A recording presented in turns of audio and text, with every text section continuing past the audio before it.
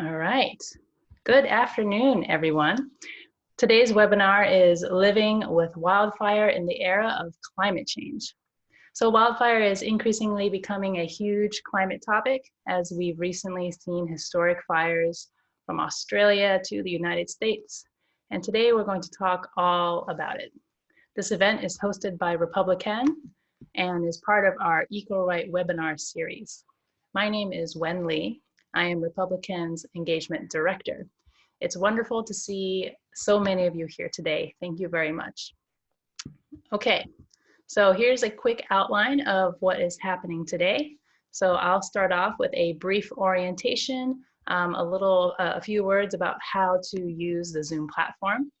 After that, Republican's Executive Director, Bob Inglis, will do a welcome. And then we will have our speaker presentations, and we have 2 speakers today. At the end, we'll leave plenty of time for you all to ask questions. So first, before we dive into all of that, I want to talk a little bit about who Republican.org is.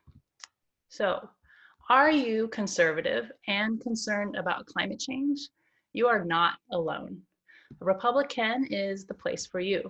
We are conservatives talking to conservatives about climate change and what we can do to solve it. We call our movement the Eco Right. Our community consists of thousands of people across the United States, and most of us are conservative, but many are libertarian or independent. What we all have in common is the desire to address the serious threat of climate change through the power of free enterprise and to cheer on conservative climate leadership in our country. We hope after this webinar, you'll learn more about Republican and get involved with our community.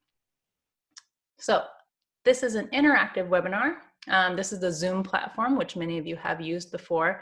But if you haven't, there is a chat feature on this platform. So I will show you how it works. I will say hi to everyone right now in the chat. So you should have just seen something pop up on your screen that says that I said hello. So if you click on that, it will open the chat box. And this is where you can type in comments and your questions throughout today's event. If you're on a computer, you can also drag the window wherever you want on the screen so it's not blocking you.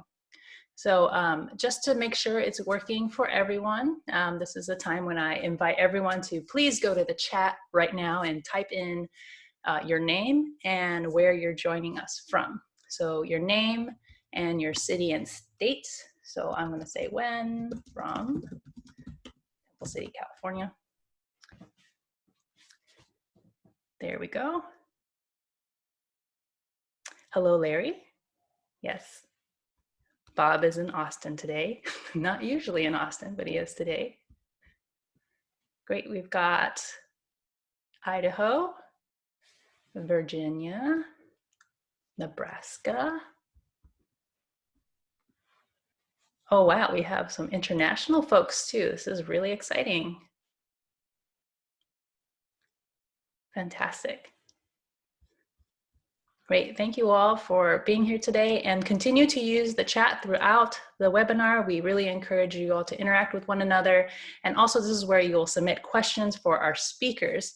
And Price Atkinson of Republican will be collecting the questions and putting them in the queue and feeding them to me. So please do put in your questions in the chat and we'll be sure to compile them all together as best as we can. Okay, so we are very excited about today's speakers. We have 2 speakers today, Tom Burmester and Dr. Crystal Kolden. So Tom Burmester has been working in environmental communications for the past 13 years in political offices and think tanks in Australia and the United States. He believes that while the environment has become one of the most divisive political issues of our time, the destruction of cherished natural environments, as he experienced in Australia this summer, is potentially one of the greatest unifying human experiences. Tom is a 3rd-generation Canberran and is passionate about his city's history, heritage, and environment. This summer, Canberra broke its record high temperature by several degrees and was rated the worst city on earth for air quality. Our second speaker will be Crystal Kolden, Associate Professor of Pyrogeography at the University of Idaho, and a former wildland firefighter for the U.S. Forest Service in California. She received her doctorate in geography from Clark University and served as a research scientist for both the U.S. Forest Service and the U.S. Geological Survey prior to her academic career. She conducts research across a broad spectrum of natural hazards topics at the human environment nexus and seeks to reduce vulnerability to climate change disasters globally through a combination of applied science and outreach. Thank you both, Tom and Crystal, for being here today. So I will now hand the mic over to Bob Inglis, former Congressman and Republicans Executive Director, who will say a few words.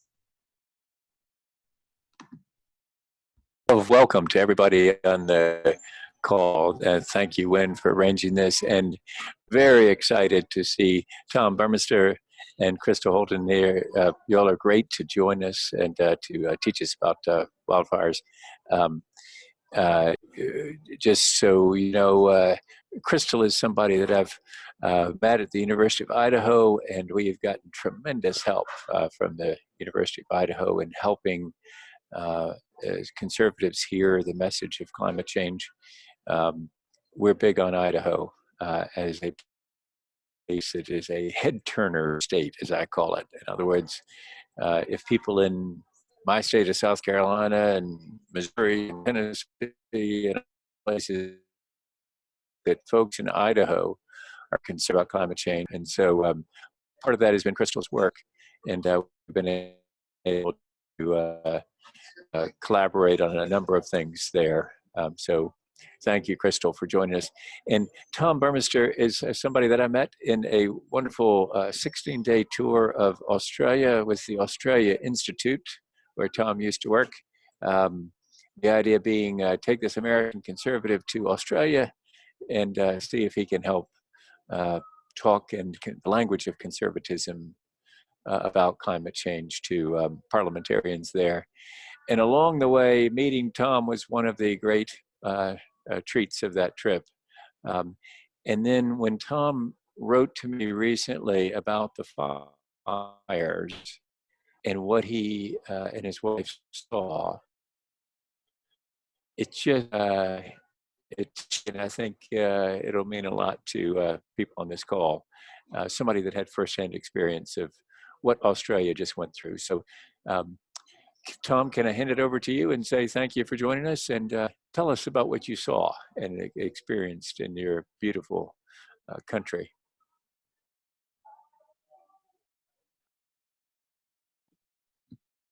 Thank you, Bob. It was a pleasure meeting you in Australia in what seems simpler times as compared to the new post-fire Australia.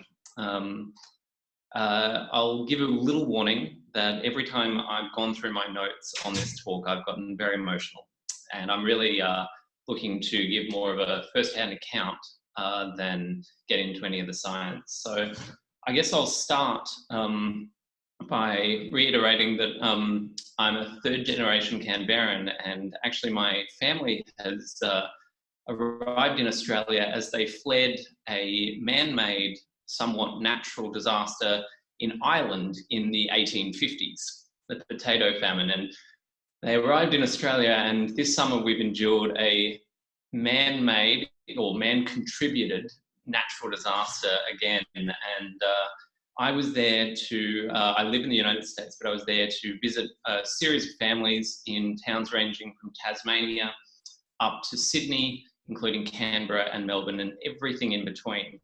And I can assure you that over the months of November, December, and January, everything in between those large cities in Australia was either on fire or engulfed in smoke. It's the experience of more than half of the population over most of the summer is that of a constant red haze. And the equivalent of smoking, depending where you are, on a bad day, 5 cigarettes a day just by breathing the air outside. So what I personally saw as we drove to and from Melbourne and Canberra, which is about 600 miles, was walls of flames being dumped on by helicopters, burnt out animals on the side of the road. We're talking about singed and scorched, cooked wombats and koalas. We saw an emergency evacuation point in a town called Urawa that really showed, I think, this unifying factor where people from all of the surrounding towns had gathered in this car park to just grieve, organise and share any resources, any assistance and any information that they had with one another. So there was a full crisis atmosphere in so many places. As we travelled, we saw at 6 a.m. volunteer firefighters gathering around PowerPoints to charge satellite phones to go back into the bush and continue fighting the fires. We saw we saw anger on the streets in small towns as people complained about confusion and inaction. On a very personal note, I had to cancel my own 40th birthday party because simply we could not travel on various highways to get back to my hometown. And it's the kind of, that's just a tiny metaphor of what I think the consistent story was, which was we lost our summer. Summer is an event in everyone's life. In my child's first Australian summer it was, and everyone reported that every plan went out the window. Every plan of a trip to the beach, every plan of a trip to the pool suddenly went out the window, and not just for a weekend, but for a whole summer. And so they were the visuals of this trip. One visual I'll share was that I had a meeting at a banking building in Sydney. And this building is perched on the Sydney Harbour, one of the most beautiful harbours in the world. And it would normally have $1 million view. You could see nothing out the window except the haze from the fires. And I thought that was a metaphor of how rich and poor, big city and small town, everyone was brought into this fire together. That's a unifying factor, but given the rage and also given some of the politics that played out, there was certainly a variety of responses and I guess people looking to find the guilty party went to different places. So I'll talk briefly about a few key conversations to give you an idea of the mood of some groups. An activist I know who has worked in climate for 20 years now. So 20 years back in climate, it was a pretty new issue for most. She shared a sense right across the community of those who have been working in climate of having failed over multiple decades to have stopped this, which was so predictable if you read the sorts of literature that was coming out. Even as early as 1997, a major report predicted pretty much these fires on the spot.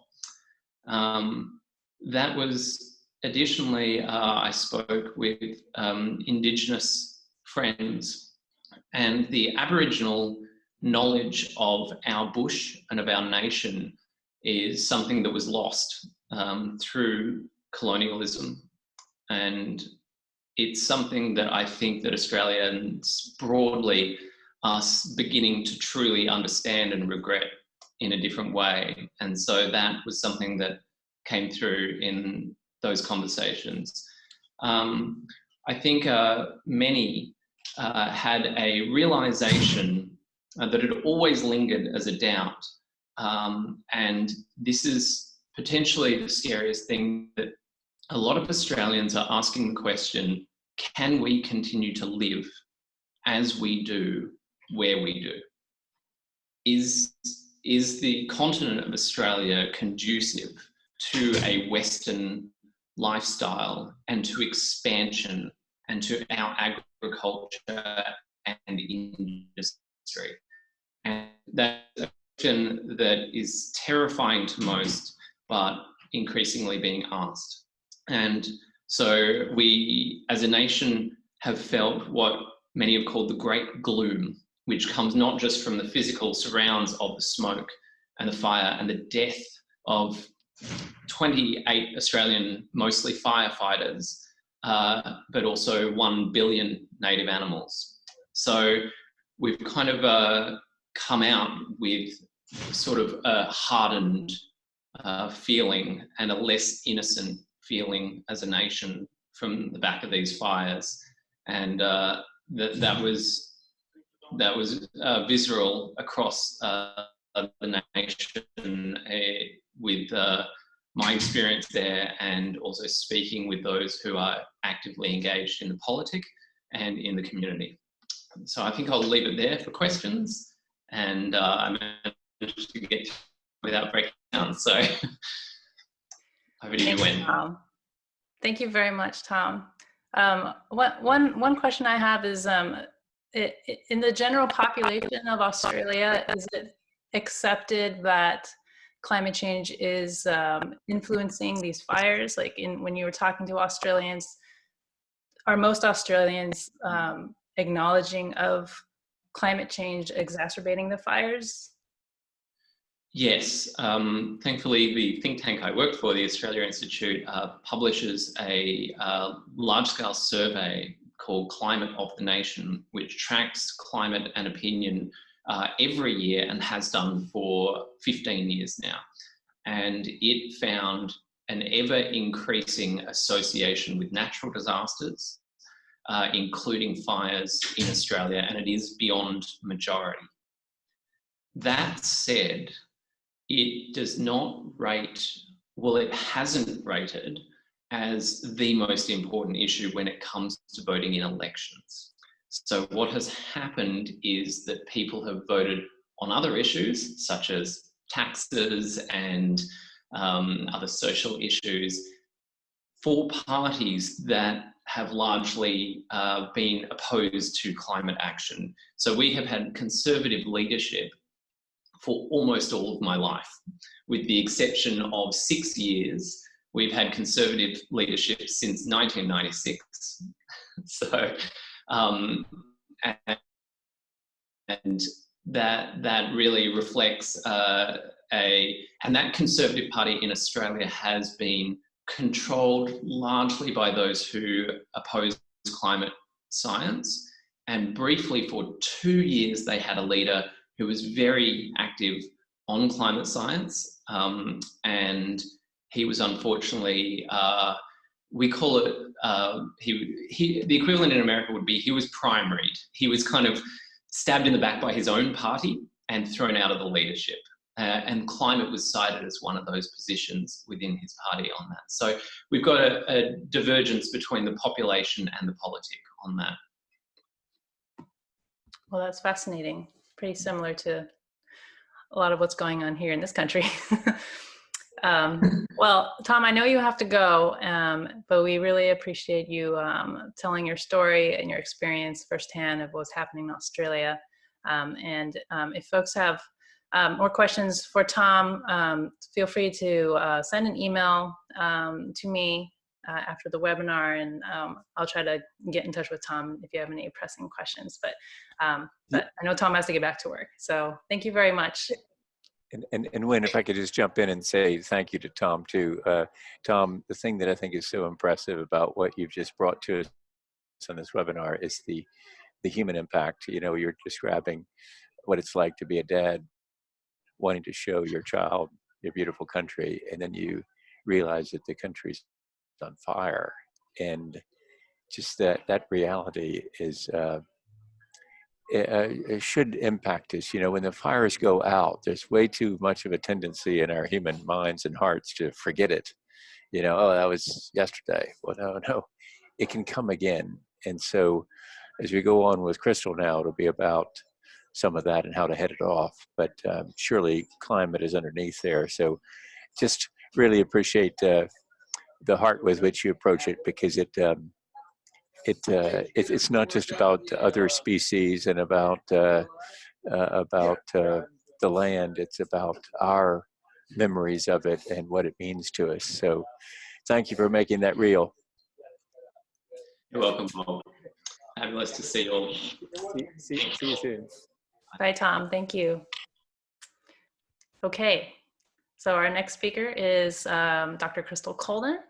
So Crystal, go ahead and unmute yourself and take it away. Okay.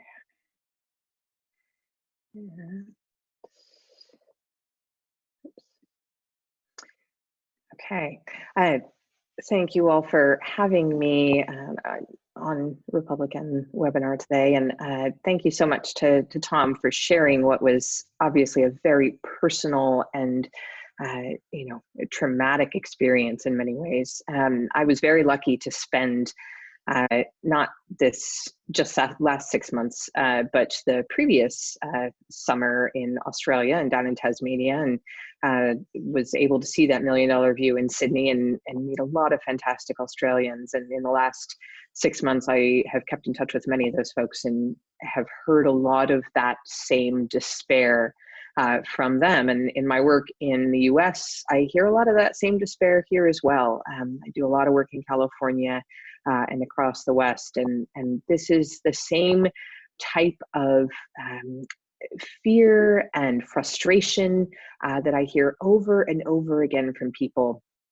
And the thing that they always ask, and what I think really comes through in what Tom just told us, is this question of, well, what do we do about it?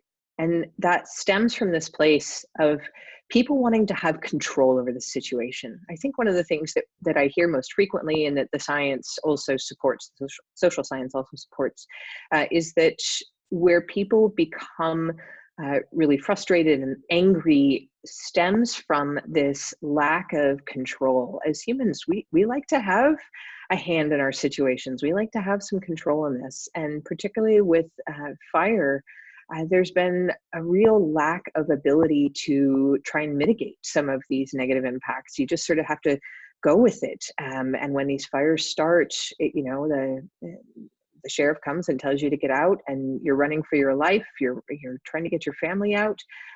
There's no real knowledge of when you'll be able to get back, what you'll have left when you get there. And that lack of control of the situation is really incredibly frustrating for people, and a major driver of a lot of the conversations that are happening around the US right now to ask, what do we do? How do we live with wildfire in this era of climate change? So the last few years, I've been starting to look at what works. It's not something that usually makes the news because, it's much better media coverage to have lots of flames on screen and burned out houses and things like that. That gets you clicks. But what I'm much more interested in is finding what works. So I'm going to talk a little bit about that today. Let's see. So as we've just heard from Tom, and unless you've been sort of living under a rock, you probably know there's a global fire crisis. And that global fire crisis is in the US. In 2018, we had a major wildfire with 86 fatalities, almost 20,000 homes burned in California, on top of many other fires that year. But this was sort of the most destructive fire in modern history. That same year in the summer, there was a fire in Attica, Greece that killed over 100 people, some of them only yards from an escape in the ocean.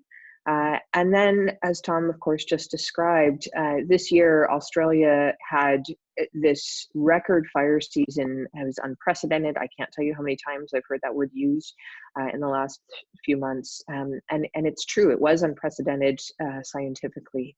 And what scientists, fire scientists and climate scientists like myself have looked at is, well, all right, what's the role of climate change here? And in a very simplistic way, anyone that's ever tried to start a campfire under cold, wet conditions versus hot, dry conditions with dry fuel knows the difference at a very scale, and really that same process scales up across landscapes.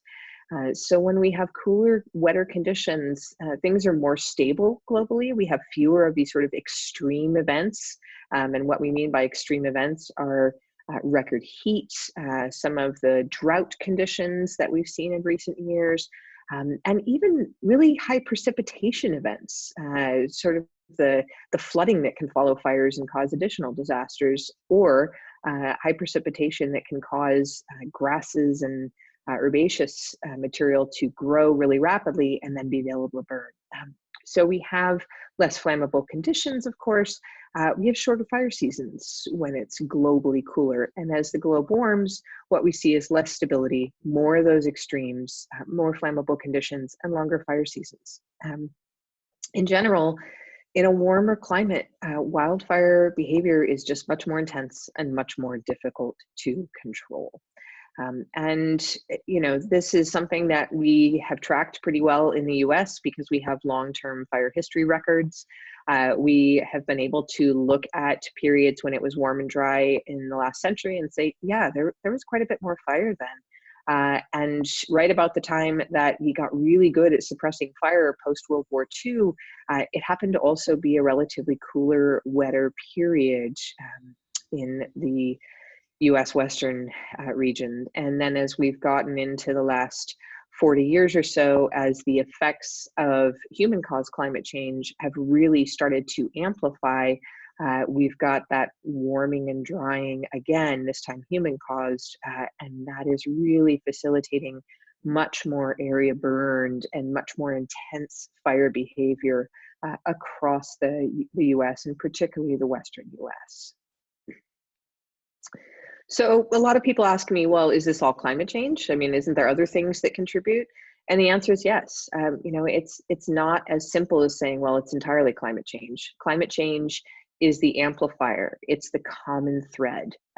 And we are pretty confident about that because we can model a lot of this stuff without anthropogenic climate change. And it turns out that the fires wouldn't be that big or as intense if we take anthropogenic climate change out of the model. But the other things that are also important are things like, you know, what is the fuel on the landscape that is burning? And fuel is forests, fuel is shrublands, fuel is grasslands. Fuel is also our own infrastructure. Our houses can become fuel, our landscaping around our houses and in our parks, that all becomes fuel. And how we build and how we manage those landscapes are also contributors to how this, you know, how the flammability of this landscape is changing. And, you know, one of the things that becomes really obvious is looking at how humans have moved into these areas that are more considered more fire prone. They're adjacent to sort of these wildlands areas, the national forests, the Bureau of Land Management, shrublands, places like that. And folks may have heard of this concept of the wildland urban interface, that place between the cities and the wildlands. And oftentimes the media will talk about, oh, well, people are moving into the wildland urban interface. That's why we're having more fire disasters. And that's a piece of it. And it's specifically about how they're building in the wildland urban interface that's contributing to these increasing fire disasters. You know, and there's good evidence to support that, yeah, forest health is a major issue, and particularly in specific parts of the country, in places in the Western US that had a high fire frequency or just a lot of low severity fire pretty regularly prior to European settling in those areas. Those areas were, you know, are now areas that are pretty covered with dense, thick forest, and that is very much a product of fire suppression. So one of the regulatory solutions that we implemented fairly early on for trying to deal with wildfire was trying to implement full fire suppression in the, you know, as early as the 19-teens and into the 20s and 30s. And the goal was to stop every new fire start before it got big. And for a long time during that cool wet period in the US, we were very successful. And now we have these dense forests. But it turned out that, as our science showed, that really wasn't a very good idea, because all that extra fuel is now leading to problems with forest health, things like bark beetle outbreaks, and of course, fuel for more fires. Another regulatory or top-down solution that we've seen recently in California is this public safety power shutoff.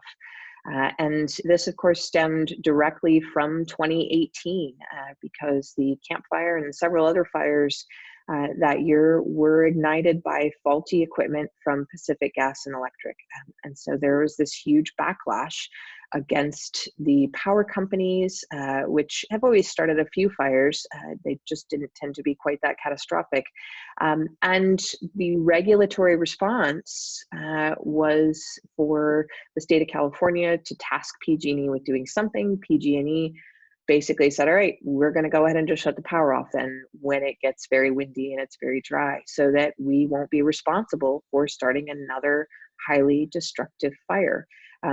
That, in some ways, for the residents of California, was equally as frustrating as the fires themselves, because they didn't have power, some of them for days at a time. At the peak, it affected over 3 million people. Communications were lost. People didn't know there were actually wildfires going on at the time in some places. People didn't know how close it was or if they needed to evacuate. And again, it's really that loss of control at the individual level, not being able to control whether or not you're going to have power. Another regulatory solution that has been proposed is this idea of land use prohibition and embedding it into the planning laws. And the LA Times has really taken up the mantle on this. This idea that people shouldn't live in high-risk areas. And Tom just mentioned this, that Australians are reckoning with this as well. Can we continue to live our Western lifestyle in these fire-prone areas? And in the U.S., that's not really part of our credo. It's embedded in our DNA that if it's our land, we can do what we want to do, and including live there. And it's also a little bit ridiculous from the science side, because when we look at the places that are at some risk of fire, this is a map from the CAL FIRE agency, which has responsibility on all the non-federal lands in the non-urban areas, non-core urban areas in the state, I should say. And so, this map shows that any place that has red, orange, or yellow is considered either a moderate, high, or very high fire risk area. And while it looks like that's a relatively small area, it's good to point out that much of the white space that isn't colored red, orange, or yellow is either federal lands, which still has a high fire risk, it's just that no one lives there, or in the Central Valley, it's agricultural lands. So that really constrains where people could live that isn't in a high fire risk area. Moreover, this is actually a really faulty map, because when we look at CAL FIRE's own data set of where structures have been lost in wildfires in the last 6 years, what we see is that over 50% of structures that were burned in wildfires were in areas that CAL FIRE classified as unburnable or low risk. That's a huge percentage. And what that tells me is that encouraging people not to live in high risk areas is not going to solve the problem, because we're losing homes to wildfire in low risk or areas that are even considered unburnable as well. So that's a top-down solution that's being talked about a lot, and again takes away control from individuals and local communities and tries to enforce a potential solution that the science just doesn't support.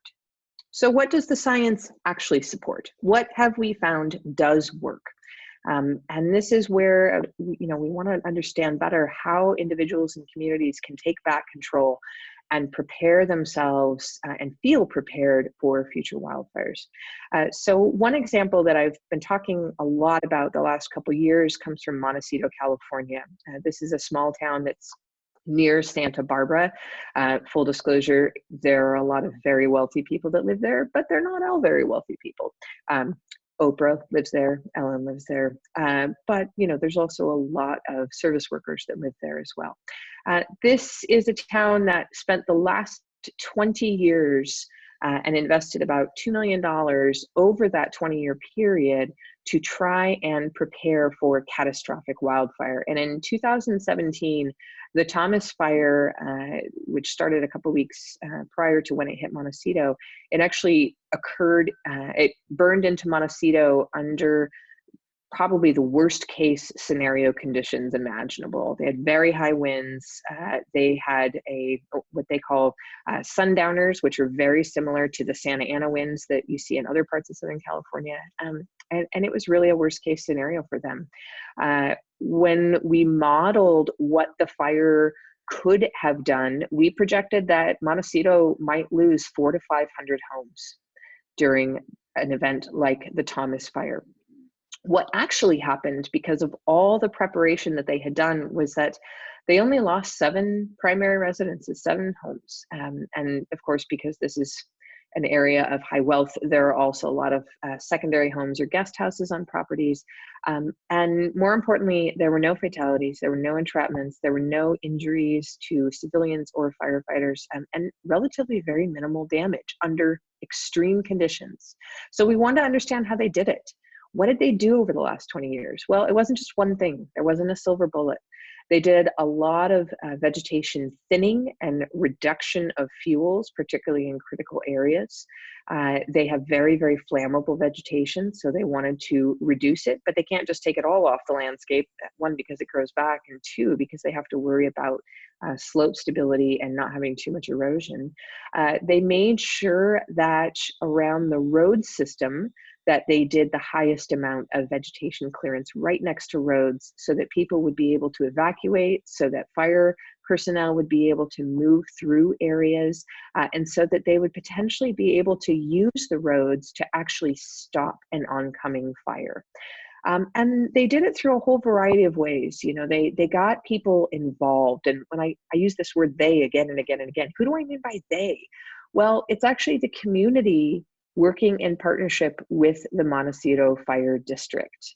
The fire district asked the citizens, hey, we think we should have a wildland fire specialist that can start initiating some of these projects. Will you support that financially? The community said yes. The fire specialist started going out into the community and working with people, figuring out what they needed. They initiated a neighborhood chipping program. So one of the frustrations that people often have is they know they need to clear vegetation off of their private property, but it's really hard to actually get that to somewhere where it can be disposed of.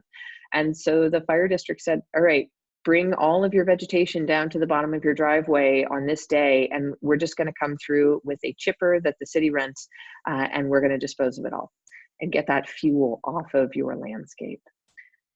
And when the fire actually hit them on December 16th, it was incredible. The fire behavior from this, the peak was a 72-mile-an-hour wind from the local weather station. That was right before the weather station burned down. So there could have been even stronger winds there, but it was an enormous ember storm just raining down on these houses. And yet somehow they caught it. They stopped it along the upper road system where this fire was coming downhill, 50, 100-foot flame lengths, huge amounts of embers raining down. As I said, a worst case scenario, but they caught it. How did they do it? Well, all that preparation paid off, because what happened was that through working between the citizens and the fire district, a lot of individuals with houses in key areas did an enormous amount of clearing around their houses. In the upper left, this is a home that did a lot of defensible space. A lot of homeowners went and asked the fire district, what can I do to harden my house? Some of the homeowners in this area are pretty elderly. And so they asked for help from the fire district to figure out, all right, how can I do work on my property? What resources can I utilize to do this? But they took back control, and they did it themselves on their own private property, working in partnership with the experts at the fire district. And one of the things that we looked at is, in a lot of places in the Western US and definitely in California, we talk about putting in fuel treatments, which are basically reductions in the fuels that can feed a fire, whether it's vegetation or just materials on the ground. And this is mostly private property. The fire comes off of Forest Service land and it gets onto private property, and the city doesn't have a lot of opportunities to do fuel treatments. As I mentioned, they did a lot of that roadside brush clearing, but they couldn't do a heck of a lot more than that without permission from landowners. So the city did do some fuel treatments, and they got permission from landowners to do that, and they worked with landowners to put those treatments in. But one of the things that we found when we started looking at the landscape was that a lot of homeowners had done this completely on their own. The neighborhoods got together, individuals did this on their own property, and we looked at satellite data and looked at where people had done defensible space, clearing that landscaping around your property, and actually mapped it. And all of these light green areas are areas that had defensible space. And reductions in fuel, and that homeowners had undertaken or worked with the city to undertake. And it's an almost unbroken line across the north edge of the city where it hits the national forest. And that was a huge component of being able to stop that fire and prevent it from burning down into the rest of Montecito and taking out several hundred homes and potentially much worse outcomes. So it wasn't one thing. When we tried to actually look at, all right, what were all the components that went into this? It was a community partnership, and it was a community partnership between the individuals that all wanted to figure out how they could live with fire in this area, and their funded community fire district, the Montecito Fire District, which comes out of their taxes, right? So they basically, instead of taking a top-down regulatory approach where the state came in and tried to issue citations or tried to do other sorts of things that would have been sort of really rankling people, they instead took a bottom-up approach, and with the homeowners and the fire agency, many of whom actually live right there in the community, they worked together to come up with solutions that worked for them and that were things that gave them that control back, and that allowed the facilitation of that fuel treatment essentially across the top of the community. And when the Thomas Fire hit this community, it was a pretty hectic situation. They still did lose a few homes, but for very random reasons. And ultimately, they had a much lower level of destruction and no loss of life from that outcome. So that's just one community. There are other places where we're seeing these bottom-up approaches where residents and communities are deciding what works best for them. One of the places that has been making the news is Rancho Santa Fe down in San Diego County, California, where they have built entire communities, subdivisions, to be shelter in place. So this idea of shelter in place or stay and defend your home, these are relatively new concepts in the US. They've had them in Australia for a long time. When they had a fire in 2007, the Witch Creek Fire was a really large wildfire. Again, under really strong Santa Ana winds, the worst case scenario, none of the shelter in place homes in those communities that were impacted by that fire were lost. They all survived. So they did the job that they were supposed to do. They were built correctly. The people who bought those homes and lived there maintained them correctly. And that was a very successful outcome. That was a bottom-up approach rather than a regulatory top-down. In places like Idaho and Oregon, in the very rural parts of the state in southern Idaho and eastern Oregon, a lot of the folks that live in those regions are people who live off the land. They're ranchers, they run cattle, and they run sheep in these regions, and they're incredibly far from fire stations oftentimes. And this is a region that sees a fair amount of fire. It's highly flammable. And one of the things that began to frustrate ranchers and homeowners in this region was that when they had a wildfire, they'd be told just to leave, and their homes and their livestock and all the forage on the land for their livestock were just left unprotected. And that began to really frustrate them. So they got together and began to work with the Bureau of Land Management to develop these Rangeland Protection Associations. So the individuals that live in these areas can get certified, take the fire training, get certified. Oftentimes they use their own equipment. They maintain community caches of equipment, and they essentially save themselves, and they protect their property through these neighborhood agreements and getting, you know, certified and working with BLM to ensure that they can stay during a fire event. They've been very successful doing that. The other thing that's a really bottom-up approach is prescribed burning associations. These are nothing new for the southeastern US. The Southeast has had prescribed burning associations where individuals, landowners go out and burn off their property every year, every couple of years. They've had those for a long time. Now they're starting to appear in the western US. There are currently 2 in northwestern California. And the photo on the right, that's a photo from a community prescribed burn that one of these groups did this last year in California. And, you know, this idea of creating your own fate, taking control of the situation and using prescribed fire, which we know is an excellent tool to reduce wildfire risk. This is not a new idea. It's been done for millennia by Indigenous people, as Tom mentioned, in Australia. But it's something that in the US, we lost it as well with colonization. And so now people are looking at that saying, yeah, you know what? I'm tired of waiting for the fire service to show up, particularly if it's a large fire. Sometimes the fire service is from out of state. They're not locals. They don't know our roads. They don't know what's going on. We want to protect ourselves, and we're going to take charge, and we're going to do it. And this has worked incredibly well in the southeastern US. In a recent study that I did, we looked at where prescribed fire was done in the US, and the southeastern US does over 70% of the prescribed fire in the US for the last 20 years. And most of that is not done by federal agencies. It's done by private citizens in partnership with the state, in partnership with their local fire agencies.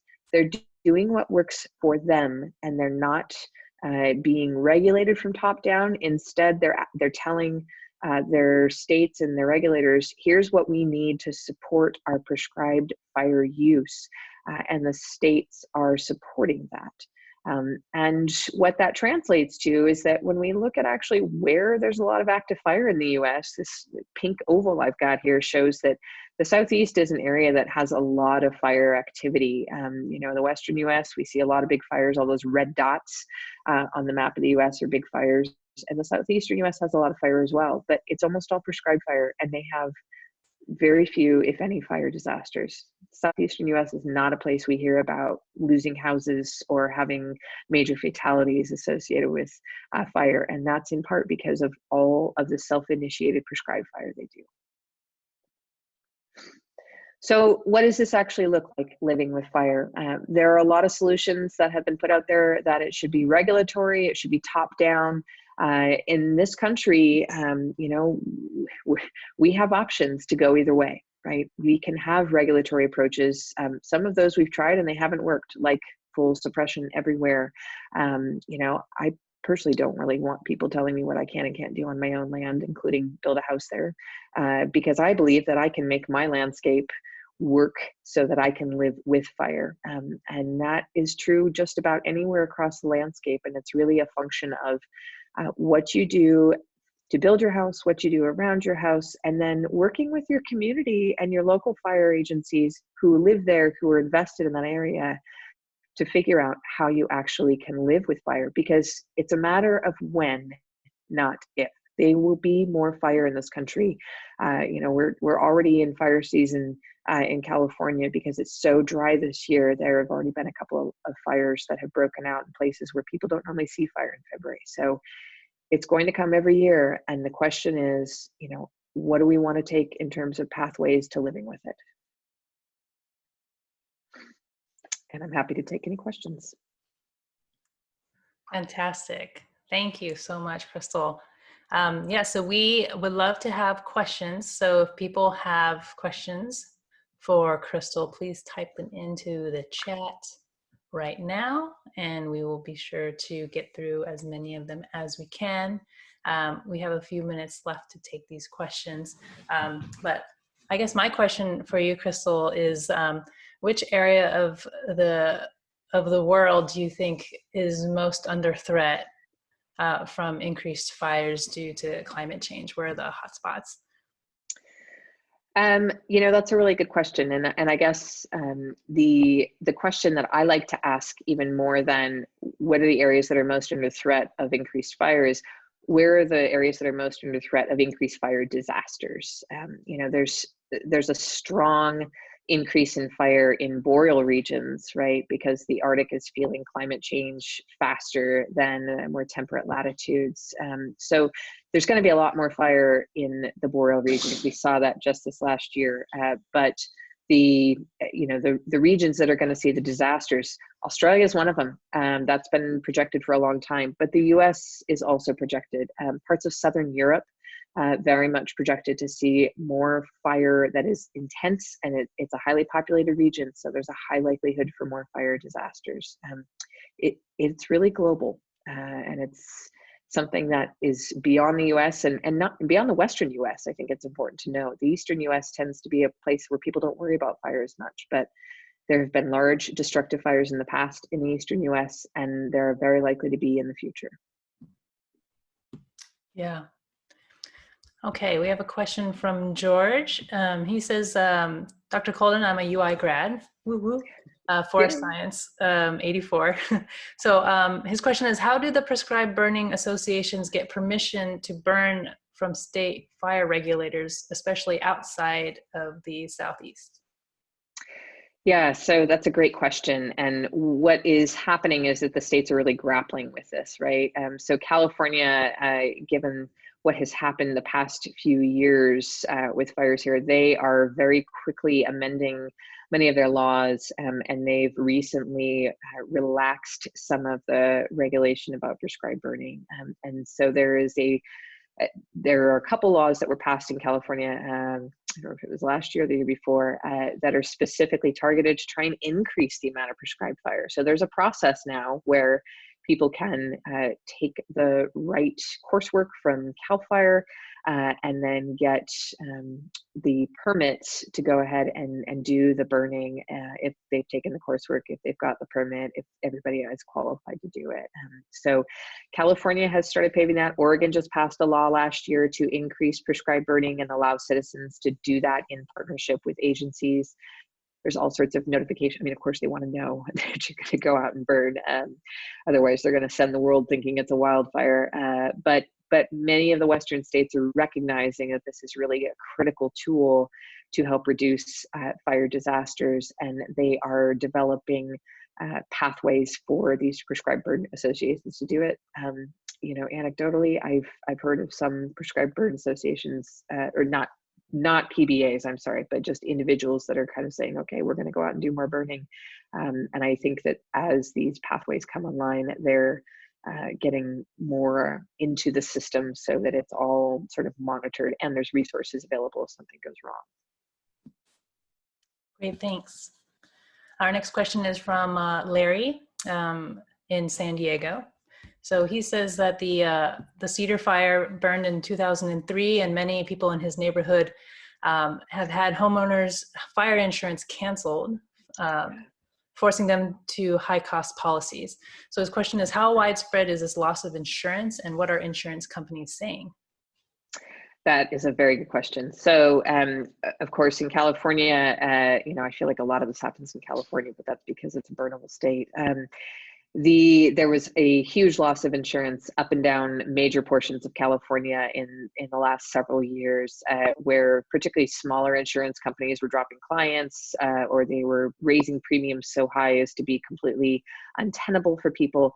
And there was no recognition that there's a real difference in vulnerability to fire between, you know, someone who's got a shake roof house and somebody who's got a metal roof house, for example. So now that California has passed a state law that insurance companies cannot simply drop people for with that are in high risk fire areas, the insurance companies' response has been, again, to just go with incredibly high prices, which many homeowners are opting out of that component of fire insurance. I have done some work with insurance companies, and they are trying to figure out how to address this, because obviously they don't want to lose all their customers, right? They're a for-profit entity. Without those high-priced California homes with big policies, that's a profit loss for them. Also have to figure out how to redo their actuarial calculations and have better information on calculating risk to different homes. So they are going through that process. Luckily, they're actually asking fire scientists to help them figure that out. And our hope is that in their near future, we'll start to see a recognition that some homeowners don't care, their houses are highly flammable, and they should be the one paying high premiums, whereas people who have done a lot of that mitigation work and have less flammable properties are better candidates for lower premiums. So that is in process. I think we can squeeze in one more question. Alex says, there's a chapter in Windfall from 2009 about private firefighters who work for insurance companies and fight fires only at properties insured. Is that still a thing, or becoming even more of a thing? Is that accepted by folks out west? So one of the widely spread, or I guess viral media pieces that happened during the November 2018 fires, one of them, of course, was in Malibu, the Woolsey fire, and Malibu is where a lot of celebrities live. And I believe it was Kim Kardashian and Kanye West had private firefighters come and station around their house in that area to save it. So yes, this is absolutely still happening. There are companies that are springing up to do this. Insurance companies now have whole networks of, if you're interested in starting a small business around this, there's actually a lot of business opportunities around addressing fire mitigation right now, because they are hiring folks to come in and do pre-fire mitigation work, landscaping, those types of things. They're hiring people during fires to come in and do anything from drape the house in fire retardant type material to like tin foil that's considered the fire shelter like material. So there's a lot of things that our insurance companies are doing to try and mitigate for potential losses. That's really fascinating. Yeah. Well, I would really like to say thank you, Crystal, for being on this webinar. It was a really awesome talk. I learned a lot, really good questions and good things to think about.